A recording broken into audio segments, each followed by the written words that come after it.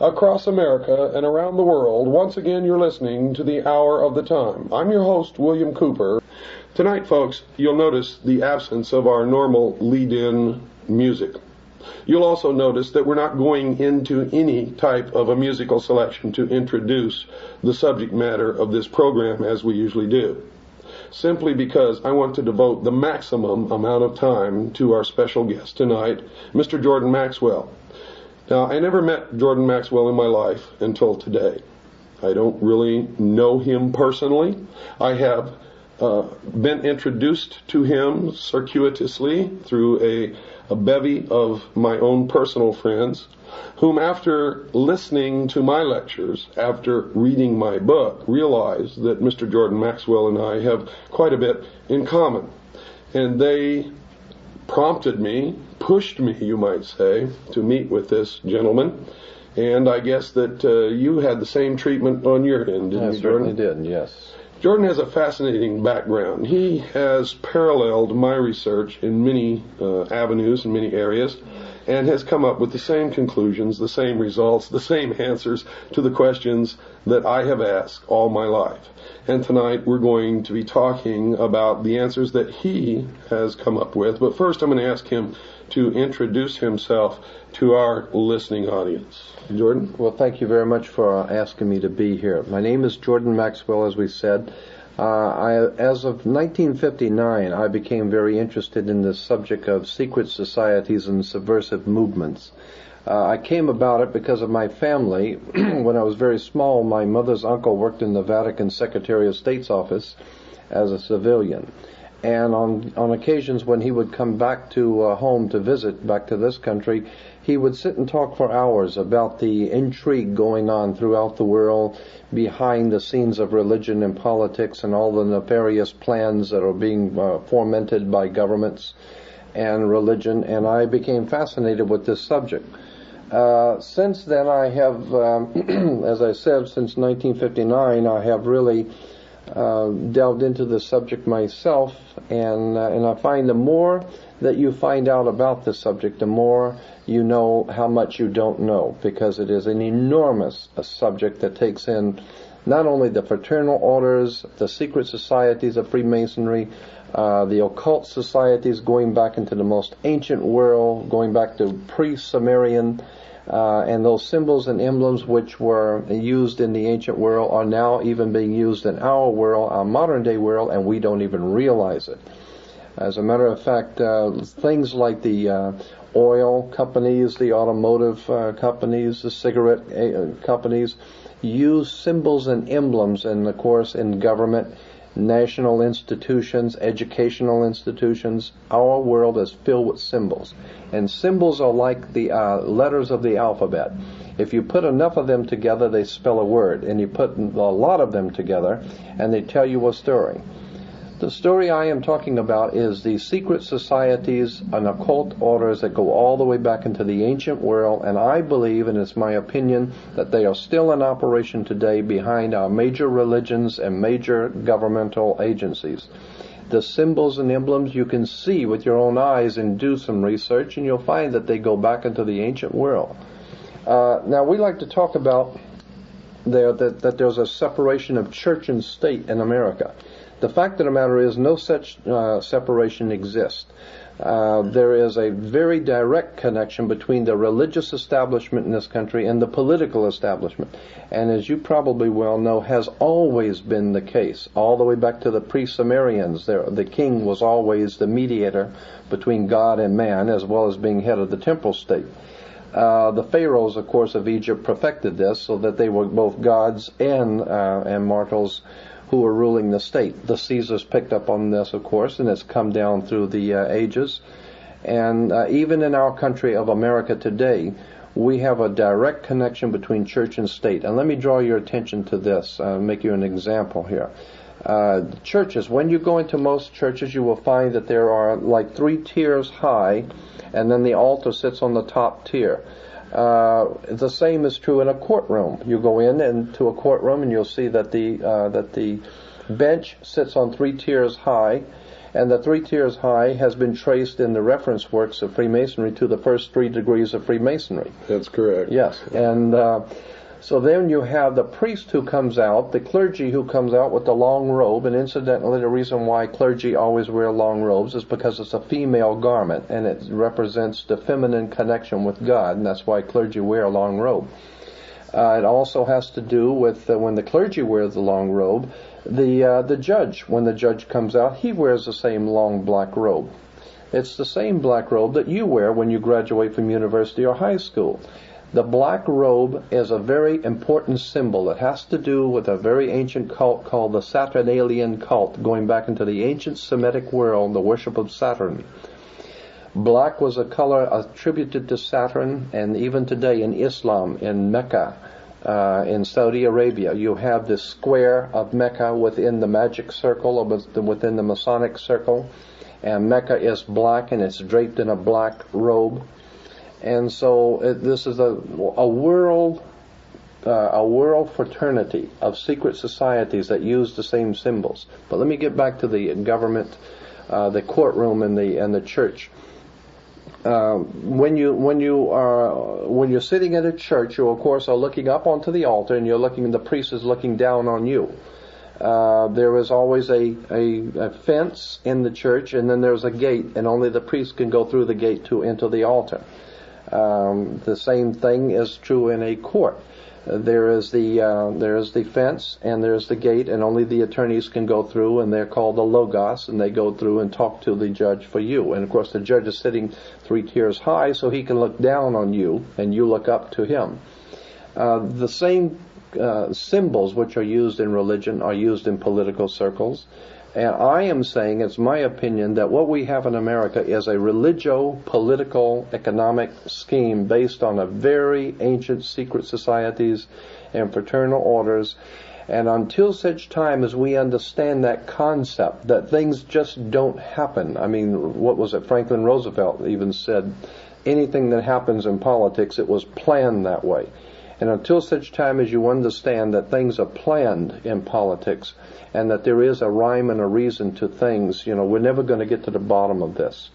A classic example of what I'm talking about is we here in this country, we hear politicians, the president and the local leaders saying that they can't seem to get a handle on the crime problem, the drug problem, all of the different problems that are facing us as a people, and they just can't seem to get a handle on these things. However, if you put a wrong comma on your income tax, they can get a hold on you. And if you go into the Amazon jungles, they'll follow you, and they will find you. And it may take a while, but they'll spend millions, and they will find you. And they will bring you back here, and they will deal with you in public to show the rest of the people that you can mess around with other people, but you don't mess with the money and the government, okay? So the point I'm making is that if they cannot seem to get a hold on crime, but they can get a hold on you, the question should be asked, how is it that a country 50 years ago, which was a lot less sophisticated, got a hold on Adolf Hitler, and he had a standing army all over the world? They can get a hold on the Soviet national economy and destroy peoples and nations all around the world. They can get a hold on anybody they want, except for the drug trade, except for the crime. And I'm saying that the crime and the drug trade in this country are purposely allowed to exist, and in certain cases even promoted. Because according to the ancient cults of the ancient world, there was a term that has come down to us, and many Freemasons in the audience will readily remember this. According to the ancient cults, there was something called ordo ab chaos in Latin, which meant order out of chaos. Right. So the idea was that if you can create enough chaos, that the people will be sufficiently frightened and will give to you the power and the political power to bring back law and order. Now, there was a television comedy program many years ago called Get Smart. Now, when people tell you to get smart, it's implying that you're missing something here. All right, Get Smart. You'll remember that on one side in the TV show Get Smart, on one side was chaos and the other side was control. And I'm saying that's exactly how you get control, by causing chaos. The idea is that if you're going to pull a scam on somebody, you're going to pick somebody's pocket or something, you always have a diversion. You do something to draw the person's attention while you're picking his pocket. If you're going to break out of a prison, you always have the gang fight down at the far end while the guys are crawling out the hole on the other end. The idea is you set up a diversion, you cause chaos, and out of that you can get control, because people will sufficiently frightened people will give you the power to put down these problems. Now, Adolf Hitler did this, and he worked it perfectly, and it works. A lot of people are wondering, why is it that the German people would have ever allowed Hitler to do what he did? Hitler was elected to office because of the chaos that he was doing. He was causing the chaos. The people came sufficiently frightened, and so they give him the political power to put down the trouble, because they knew he was the only guy that could put down the problems, because he was the one that was causing it. So I'm saying that the same kind of scam is being worked in this country today. We're seeing nothing but chaos and nothing but trouble, and I'm saying that it's all orchestrated, that you couldn't possibly imagine people like the President of the United States making mistakes. I mean, you hear every day, what, Senator so-and-so made a terrible mistake, or the United States government made a terrible mistake in Vietnam, or they made a horrible mistake on this or that. This country don't make mistakes. If they do something, they have a reason for doing it. They don't pay these people, these doctors and professional psychologists and his whole army of brains at the Vatican. I mean, that's a Freudian slip, probably in the Vatican too. But at the Pentagon. Pentagon. Yeah, they don't pay these people big money to make mistakes. The president, when he does something, or this government does something, they know what they're doing. Now, it may not make any sense to you, but according to other plans, if you understand what's going on behind the scenes, it makes a lot of sense. And let me interject something in here for you, Jordan, so that you'll understand. My listening audience has had 22 hours already. Their education is far beyond anybody that you normally talk to. Right. They understand what we're talking about. They understand the involvement of the Vatican. They understand the symbology of the mystery schools. Right. Now, we may have some listening audience out there who just tuned into this show, or maybe just found it a couple of shows ago. But most of my listening audience worldwide have been listening to this show since the 4th of May, 1992, and have an extensive education into all of this. So if you want to cut to the meat of the matter, these people will understand. You don't have to build up to it. Right. Well, I mean, I talk to audiences so often, and I'm aware that when I'm talking to an audience, that people generally have not been initiated into this kind of thinking, and so that's why I try and lay a foundation for. There are a lot of occult symbols and emblems in government and religion, and I wanted to get into one in particular.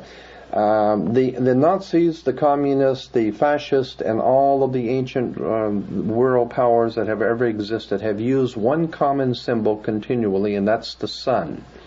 Now, if you understand that the earliest history, the prehistory of the human race, goes back into the most ancient times, and God knows how far back that would be, 10, 20,000, maybe 50,000 years, I don't know. But if you go back to the earliest times of the human race, you can appreciate that the world was a very different place than what we live in today, okay? And so if you understand that it was a very cold and very fearful world at night, okay? And if you understand also that in that cold and fearful world, when the sun went down, there was a lot of fear for your life. There were a lot of predatory animals. And so the coming of the sun the next morning was always something to look forward to, that brought warmth, that brought light, and brought security. And around that concept grew a whole religio-political philosophy of the coming of the sun, God's sun, the light of the world. And it has been used by the ancient Egyptians, all the mystery schools, and of course you probably know it was referred to as Baal worship at one time. Baal was the sun, God's sun, the light of the world. And, the whole concept in the ancient world was that he had 12 helpers, which were the 12 signs of the zodiac, or the 12 months of the year. And of course, and he died, of course, with the crown of thorns, like the Statue of Liberty has the crown of thorns. It's the corona, or the sun rays.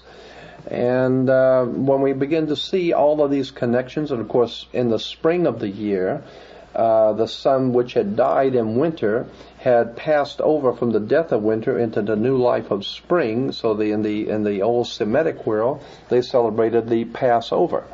And we even say that today when someone dies, they passed on, or they passed away, or they passed over. Right. And so we get the old symbolism out of Egypt of the sun dying in the winter and passing over to the new life in spring. And so in the beginning of spring, we had the Passover. Is an interesting thing too about the sun is that the ancient world realized that on the December 22nd, which was the winter solstice, they noticed something interesting on the sundials. And of course, the sundials being round, they could each degree for each day. They noticed that on the 22nd, the sun did not move. On the 22nd, it stayed on the sundial on the same degree. On the 23rd, it stayed on the same degree. It didn't move any further south, and it didn't start back north. On the 24th, it was still in the same degree on the sundial. It didn't move. So they said, the ancient Egyptians said, anything that was moving and is now not moving is dead. So therefore they said God's son died and was in his tomb or dead for 3 days.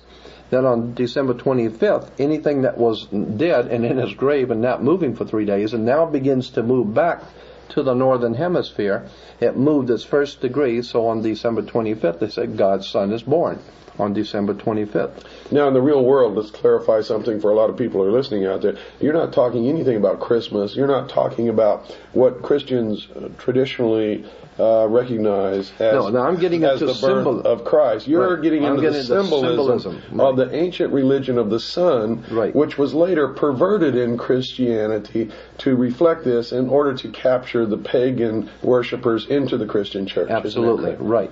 Now, what I'm saying is that because December the 25th is not Christ's birthday. No, not at all. No, it's the birthday of the sun. Right. And then, but then when you understand that this symbolism began to be, the ancient peoples understood that the sun was revolved, and it was a symbol of revolution. And today in America we have, or at least in the western part of the United States, we have an oil company called Union Oil. Union Oil has as a symbol a round orange globe with the 76, and of course the commercial says, get the spirit of 76. The orange globe is a sun, because the communists have always used the rising sun.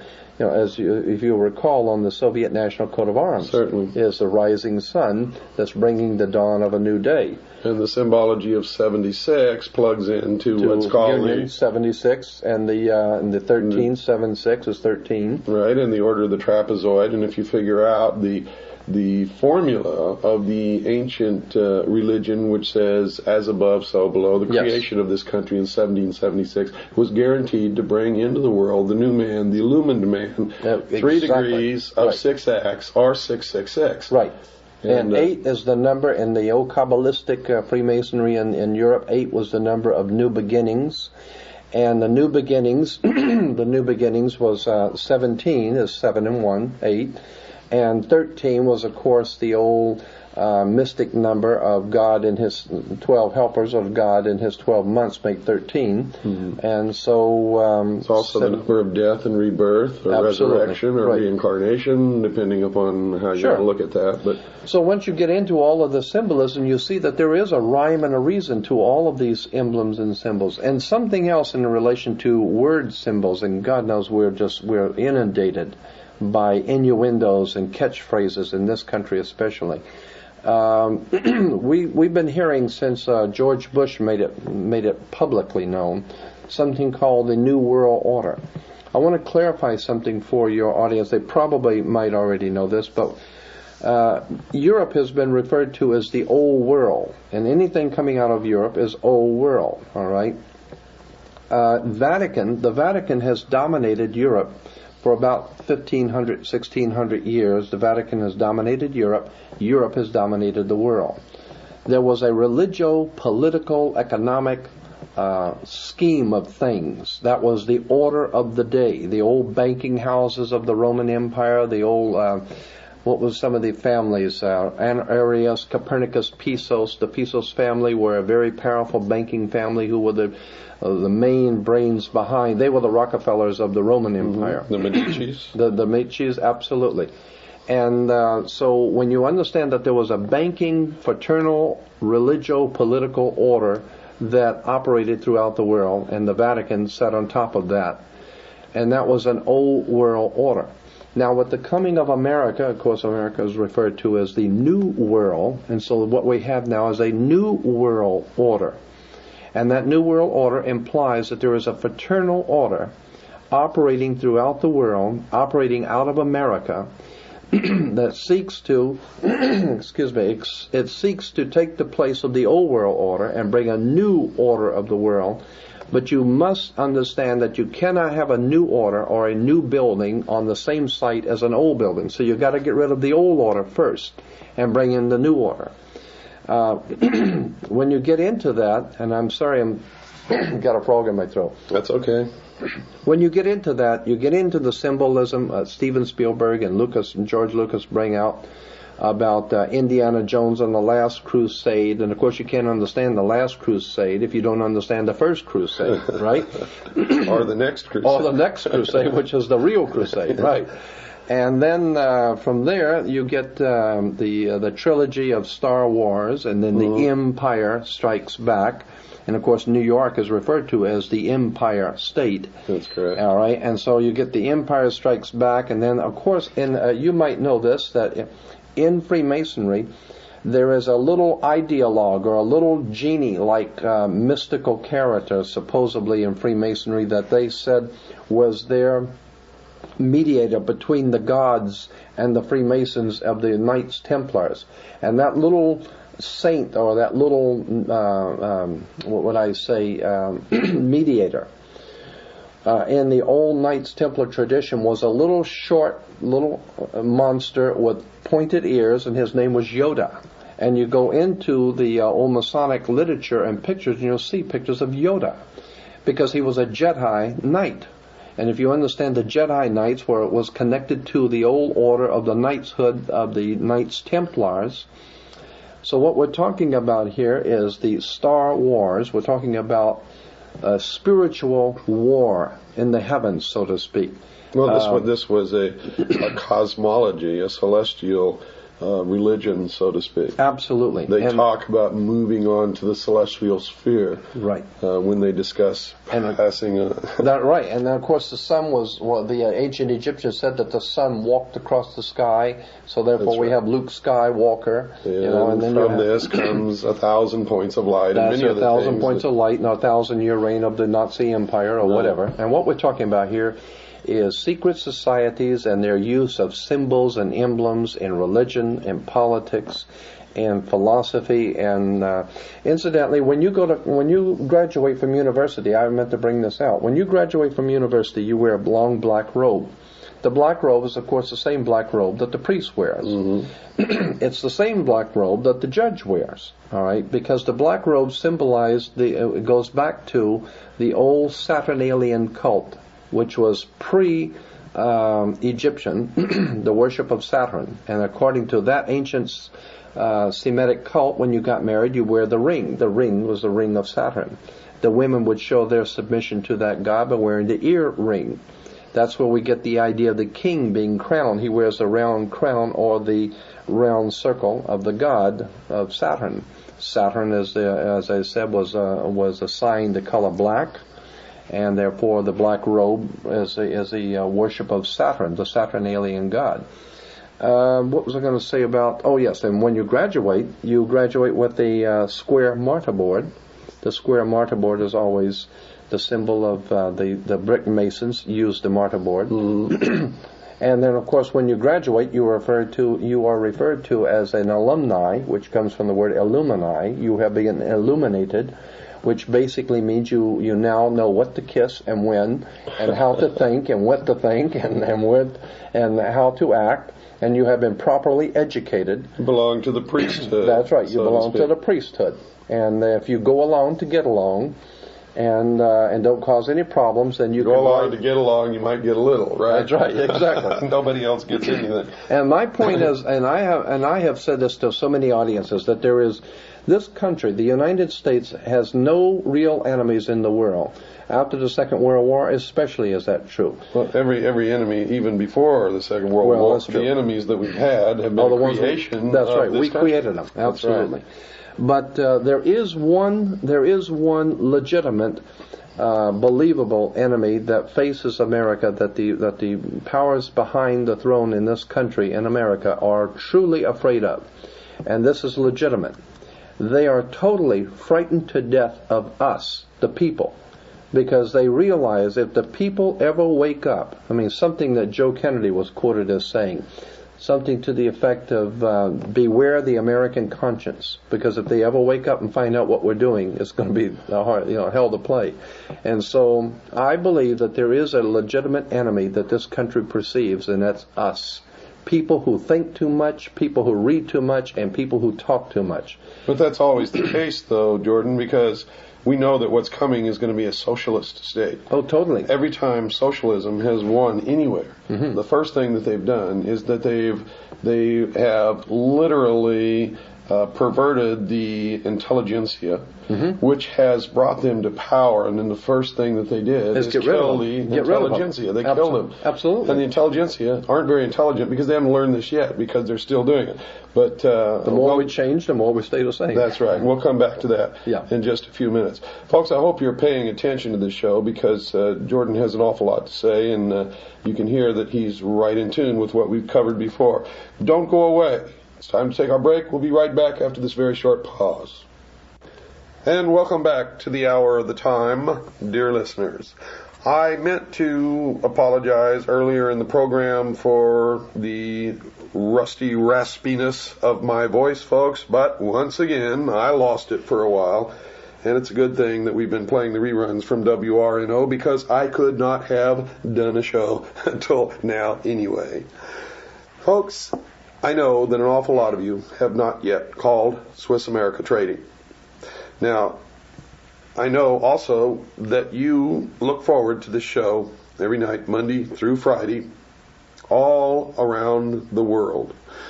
I'm not just talking to Americans. I'm talking to every freedom-loving individual who lives on the face of this planet. And I hope you all understand why I concentrate on the preservation of the Constitution of the United States of America.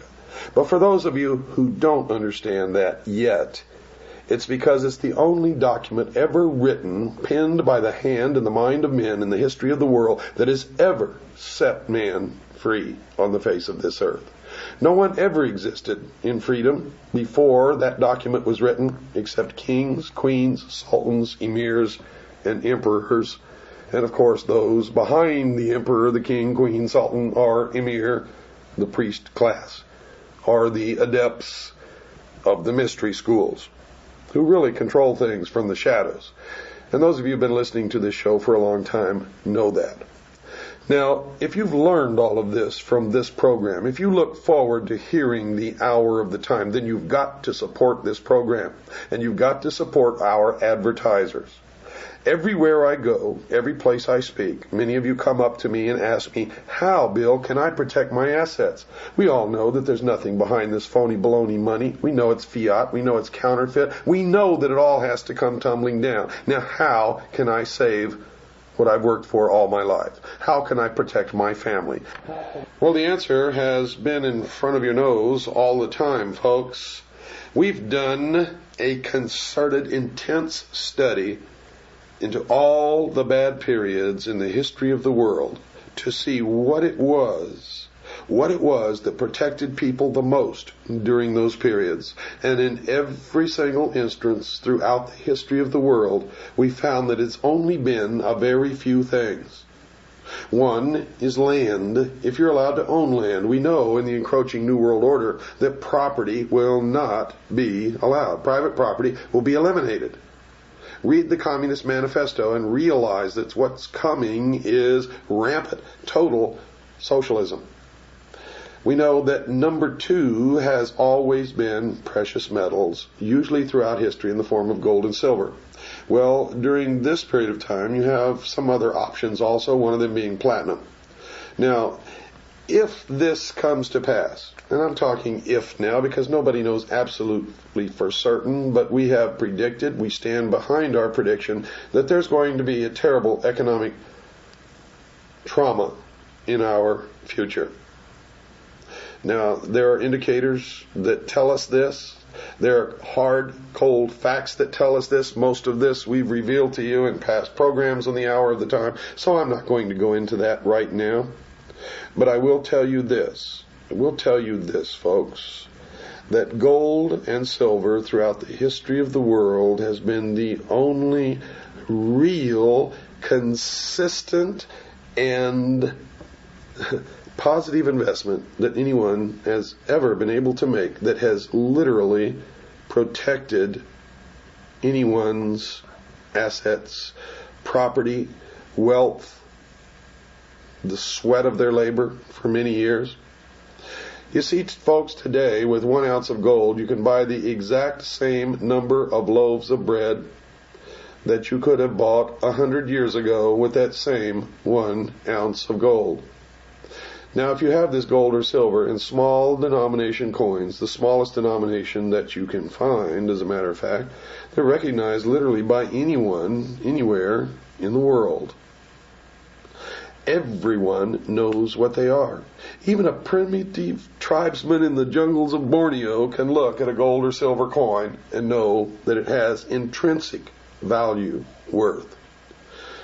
Now, the only other thing that I can tell you absolutely has value, but the value of that will disappear with age, of course, is food and clothing.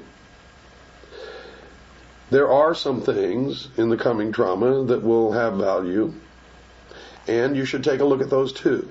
Things that people are addicted to, such as coffee, chocolate, candy. Things that people absolutely need, such as Tampax, toilet paper, toothpaste, toothbrushes. I hope you get my drift, folks. But for the main conduit, for the preservation of wealth, for the preservation of your assets, remember gold and silver, and call our sponsor right now, Swiss America Trading. Don't wait. And now let's get back to our regular program and our very special guest tonight, Mr. Jordan Maxwell. Jordan, can we talk about some of the symbols, the symbology that people are going to run into in their everyday life as they go about their business and maybe haven't even understood what these things mean? Yes, as a matter of fact, as we were saying before, that the world around us is filled with emblems and symbols, and if you know how to read the symbols, you can tell where people are coming from. You can tell what organizations are coming from. For instance, in Washington, D.C., which is a very interesting place, you have the Washington Monument, which is, of course, the Egyptian obelisk. Now, the Egyptian obelisk is pointing, is of course, the male phallic symbol, okay? And the male phallic in the Washington Monument is connected to something in the White House called the Oval Office. And when you understand the male phallic with the female oval office, you're talking about the coming of life, and that's the life of the nation. You have the Pentagon. The United States Pentagon comes from the five-pointed pentagram. If you take the arms off of a five-pointed star, which has been used in devil worship and satanic worship for thousands of years, if you understand, you take the arms off of a five-pointed star, the interior of the star is called a pentagon. And so we have a United States Pentagon, and of course the Pentagon is used by the Chrysler Corporation as their symbol, the Pentagon. Why? Because Chrysler was the company that was chosen to make the military hardware for the United States, and they had the contract, so that's why they still use the Pentagon as their symbol. And on the back of the dollar bill, of course, we don't want to forget that, because the dollar bill is cram-filled with symbols. And Roosevelt, Franklin Delano Roosevelt, said that the reason why it was all these symbols were put on a $1 bill is because he figured that all over the world, people, no matter how poor you were, you would have in your hand the almighty dollar. And if you have in your hand the $1 bill, then you have in your hand all of the symbolism of the secret societies and the occult orders. Of course, on the left-hand side of the back of the dollar bill, you have the pyramid. Now, you got to ask yourself, why would you have an Egyptian pyramid on an American dollar bill? And then you will see the letters Annuit Coeptus over the top of the pyramid. Annuit Coeptus in Latin means our enterprise is now a success. Our God has favored our enterprise. The enterprise, of course, is on the banner beneath the pyramid, which is Novus Ordo Seclorum, which is the new order of the world. New order of Seclorum, and that's where we get the word secular, anything that's worldly. So now we're talking about a new world order on the bottom of the pyramid. You will find that the pyramid has 13 layers, and there are 13 letters in Annuit Coeptus. And then if you go to the right side, you'll see the seal of America with the eagle. And above the eagle, you'll have 13 stars, which stand for the 13 colonies originally. But the 13 colonies and the 13 stars go back to Jesus and the 12, because they're moving in on and using the ancient societies are moving in on the teachings of Christianity, imposing themselves under the 13 being Jesus and the chosen 12. Then you've got the 13. Let's see, on the right hand side, you've got on one side of the eagle you have the 13 leaves and the 13 berries and the 13 leaves, and then on the other side you have the 13 arrows. Everything is done in sequence of 13. Of course, on the something else I wanted to bring up while I'm thinking about it is that so much of what we have seen in movies and television are symbols. Are you aware that I have been talking to some doctors in Los Angeles who have been doing some research on this, and I find it to be absolutely fascinating that many of the gangs, the Latino and the black gangs in the major cities across America, their graffiti that they are spraying on buildings, their graffiti are actually Masonic emblems and Masonic seals and symbols. And I have seen a whole collection that these doctors have. These are medical doctors, but they are interested in this subject. And they have been collecting hundreds of pictures of graffiti and showing the research into the ancient secret societies. And there's no way that these black and Latino gangs could know these symbols. There's definitely a connection between the gangs and some sort of a higher orchestrated mind behind the warfare going on between gangs.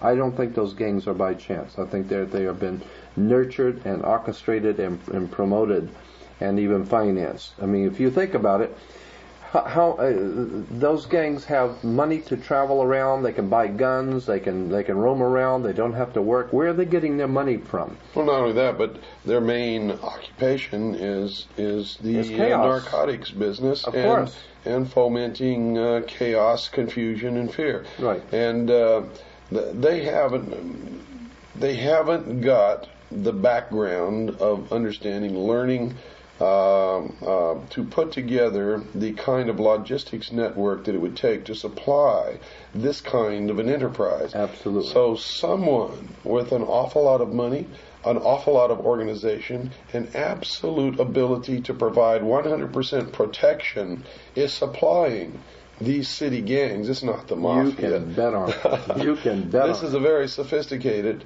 a totally protected organization. Absolutely. As a matter of fact, the San Francisco Chronicle had 2 full pages in one of their newspapers I still have, where they were talking about how this federal government was bringing in narcotics from Asia during the Vietnam War in the bodies of American servicemen that were being killed in Vietnam, and they were bringing in bags of pure heroin and pure narcotics from Asia in the bodies of American servicemen. And what were they doing with it? They were giving it directly to the mafia, because the mafia is doing a little tricks for the government. It takes care of business for the government, so they have to be paid.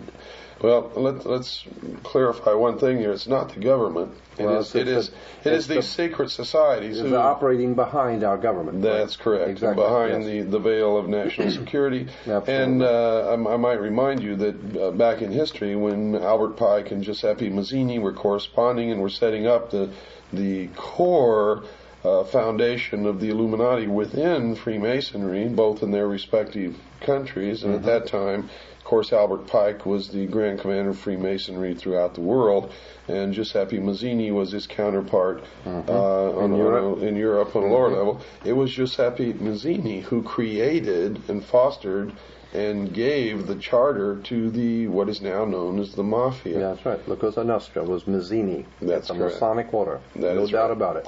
And this explains the close cooperation between government and the Mafia. That is right. Absolutely. And when we also understand that the old magic practicing priest of the old Celtic Druid priest of ancient England, in the person of Merlin the magician, when you understand that the old priest, the magicians, worked their magic on people with their magic wands, and their magic wands were always made out of holly wood, and they're still working their magic today with Hollywood. If you understand how we are being manipulated, we're being programmed, Hollywood is nothing more than an instrument in the hands of the secret societies. And in Los Angeles, anyone who knows anything about the motion picture industry knows that the real bosses are in New York and back east. Nobody makes any decisions here in Los Angeles. Those decisions are made by some very powerful people behind the scenes in New York and upstate New York. And we're not talking about just Hollywood. We're talking about the media overall, in general, including print, television, radio, the whole works. Absolutely. And specifically, what we're looking at is a very sophisticated method of manipulation and brainwashing, and exploitation. Correct. Absolute exploitation of people's ignorance. Somewhere along the line, and as I said to you before a few minutes ago, the greatest enemy this country will ever face, the people who are behind the scenes of government in this country, their greatest enemy is you. You who think too much. As a matter of fact, there was a motion picture called, a few years back, called Network. And in the movie Network, at the end of the movie, the star was a newsman, and he said something to the effect that you don't have to worry about America being destroyed. America's not going anywhere because we feed everybody. So if we go, the whole world goes because we're feeding everybody. Yeah. But there is something that is lost forever. There is something that has gone and is legitimately lost, and that is your freedom as an individual human being to be free, to do your own thinking, to be your own person. That is lost. You have been taken over and you don't even know it. And he said, and the reason why is because you don't read, you don't think, you want to be entertained by Bugs Bunny and Big Top Pee-wee.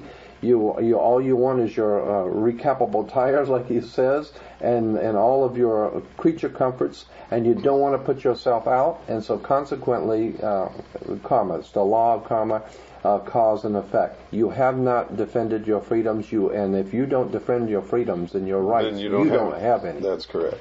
Now, let's go back to this symbology we're talking about. Now, on the back of the reverse seal of the United States of America, we see at the top of this pyramid, which, by the way, does not have a capstone, we see an eye surrounded by rays, and this eye signifies, really, in the beginning, signified the sun. Yeah, Horus, the god of the sun. That's correct. Mm-hmm. And we see that same symbol as the insignia for CBS. Mm-hmm. CBS eye, that's right.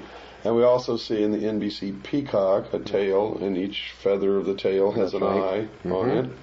And we also see the symbol of one of the information computer networks, America Online, is the pyramid with the, again, all-seeing eye. It's everywhere. We see the symbol of Prodigy, which is another computer information service, which as its symbol, the pentagram. And by the way, folks, there's been a lawsuit brought against Prodigy because it has been discovered that as you sign on to the Prodigy computer bulletin board database system, built into the program that they send you so that you can sign on to this system and use it, is a method whereby they actually read the information on your personal hard drive, on your personal computer. And I don't know where that goes or what they do with it, but there has been a lawsuit that's been brought against Prodigy for they've been caught in the act, is what I'm trying to tell you. And it's in court right now. We'll let you know how that's resolved and what happens. But I will tell you, if you're signing on to some of these national computer information database systems, there's a good chance that you're the one that's being that is being computerized, probed for information, while you think that you're probing them for information. It's actually the other way around, and it's set up intentionally that way. I had an interesting conversation with a very high-ranking rabbi in America about 3 or 4 years ago. And he had written a book, and I was very interested in it, about symbolism, or occult symbolism in America. And some of the interesting things he brought out was the movie Frankenstein. If you break the word down, Frankenstein, and it goes back to Jacob Frank. And Jacob Frank in Europe was one of the leading members of the Illuminati in Europe. And the idea is that in the old movie, Boris Karloff comes out and tells you, in the old original 1933 movie of Frankenstein, he comes out and says that this is a story about a old mad scientist at Bavarian University of Ingolstadt. And he has put together all of these nefarious pieces and created a monster. And that's what Frankenstein meant. And the rabbi was bringing out that all this story of Frankenstein is that the Bavarian professor Adam Weishaupt had put together a Frankenstein monster to frighten the world. And what he did is he used different people and put them together, the different pieces, into a monster. And so Hollywood has known these stories. Hollywood is totally aware of all of these symbolism that's behind these stories. And so I'm saying there's no way we are going to remain a free people without facing the facts that it's an educated electorate. We love to go around talking about how we have the right to elect. Boy, in America, we have the right to elect, but we don't have the right to select. That's what the problem is. So without education, without knowledge and understanding, which comes from many hours of study and listening and understanding and researching on your own, we're not going to remain a free people. And that's really the key, is not to believe anything that you hear from anyone, including me, including you, absolutely, including their own mother. People have got to learn to start digging up and researching and studying. All of this on their own. Absolutely. And then you will make it your own. Then you will finally see how we have been had as a people. And believe me, we are in serious trouble because the secret societies, even the Masonic orders today, when I have asked these Freemasons, who is it that is actually running your organization, they will tell you that they have a name for them they call the hidden masters. The hidden supervisors. The hidden supervisor, the hidden masters. And it's always 9. Right. And that goes back to the legend of the beginning of the Order of the Rose and Cross, and Hiram Abiff, and the whole works, all the way back into history, that there is a round table of 9 somewhere who is guiding all the machinations of the secret societies leading to a one world government. Now, I don't know if these 9 people really exist. It doesn't matter. That's exactly right. It doesn't matter. But what we do know is that it is organized, it is orchestrated, and there is a method to the madness. And it may not make any sense to you because you don't know what's going on. But if you were on the inner sanctums of these criminals as they're planning their criminology throughout the world and their bloodshed, if you were a fly on the wall meeting with these criminals, then you would see that the things which are happening in the world make sense. That's correct. And also, one of the methods that they manipulate us is to turn us against each other. Absolutely. Racism is a form of this. Yes. Getting different religions to fight against each other is a form of this. But that's a protection to them. As long as you're out fighting somebody else, you're not joining forces to uncover them. It's part of the distraction, the illusion, so that we're not looking in the right corner to see the cockroaches doing the real damage. Absolutely. When they crawl out from under the sink at midnight. And that's a very good analogy, because that's just what they are. They're cockroaches. They're animals. And as a matter of fact, they have symbolism in words, as I said, and I want to throw this one at you. In California, we have something called the criminal justice system. Think about it. It's a criminal justice system, and they know what they're doing. I mean, they have this thing back in Georgia called the what is it for disease control? The Center for Disease Control. It's not the Center for Disease Eradication. It's for the Center of Disease Control. The way that we have grown up in this country, accepting symbols, emblems, words, institutions, government symbols. We need to educate ourselves that there is a whole world of knowledge there that we have not been privy to know. Well, their concept of us, meaning the normal, everyday, and I consider myself to be in that category. Right. I'm just like everybody else out there. Probably if I had never been a member of the Office of Naval Intelligence, I would never have caught on to any of this and would not be doing what I'm doing right now. So I'm no different than the average listener out there. It's just that one day I woke up, looked myself in the mirror and said, Bill, you've been stupid for all of your life. I'm not going to be stupid anymore. Right. Now I've got to do something smart. I've got to wise up. And that's really the only thing that separates me from most other people. So, but their concept of us is that we're like animals, like cattle, that we don't have any intelligence. Precisely. That's why they say that our offspring are kids. And we have kids. And they rub it in our face. Absolutely. They rub our nose in it all the time. And we go around saying that we have kids. Now, kids are baby goats. That's what they think of us. We're a bunch of goats, a bunch of animals, cattle, and that we deserve. They figure we're going to get taken anyway because we're so stupid. Their idea is that since we're going to get taken anyway, they might as well might as well go on and do it because somebody's going to do it anyway. Absolutely. So I'm saying I'm tired of being taken. Me too. And I want to wake the people up around the world to the fact that there is a method to the madness. It is orchestrated, organized, directed, and financed by criminals, and until such time as you understand that, you're never going to see this world getting any better, and somebody has to take up the reins, somebody has to do this.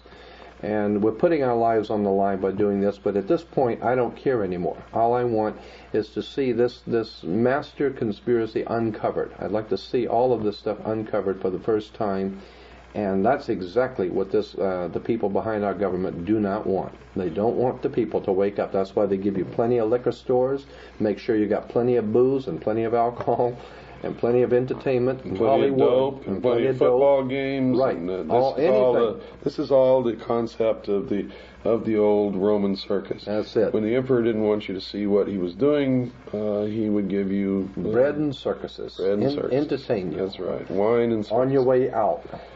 So, folks, I'm going to quote from Chapter 1 of my book, Behold a Pale Horse. I want you to remember this because this is their philosophy. A nation or world of people who will not use their intelligence are no better than animals who do not have intelligence, and such people are beasts of burden and stakes on the table by choice and consent.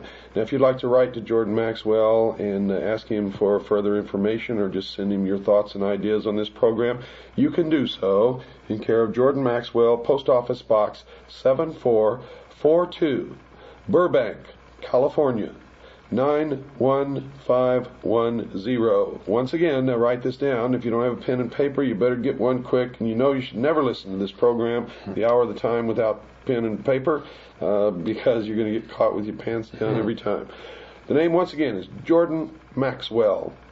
Post Office Box 7442, Burbank, California, 91510. One more time for the slowpokes. Jordan Maxwell, Post Office Box 7442, Burbank, California, 91510. If you'd write like to write to me and ask for a packet of information or give me your comments on this program, write to Post Office Box 1420, Show Low, Arizona 85901. That's Post Office Box 1420, Show Low, Arizona 85901. You know, we've done, I guess tonight makes the 23rd hour of programming on the mystery schools. This is the only media outlet in the world where any of this information has ever been aired in the entirety and the complexity and the depth that we have aired it. We've turned over the rocks. We've watched the bugs scurry. We've shined a bright light on them. They consider themselves to be illumined. But I'm going to tell you folks right now, those of you who listen to this program regularly are the only illumined, truly illumined people in this world. And where these members of these secret societies pretend to be working for the illumination and the furtherance of the human race and for 1,000 years of true peace, they are liars, deceivers, manipulators, and criminals. And the only people who are ever going to bring peace into this world will be you and I. People like Jordan Maxwell, people who really care about peace and security and about our children and about our future. Remember that, folks. As you go to bed tonight, remember, we love you here. We're thinking of you. Good night, and God bless you all.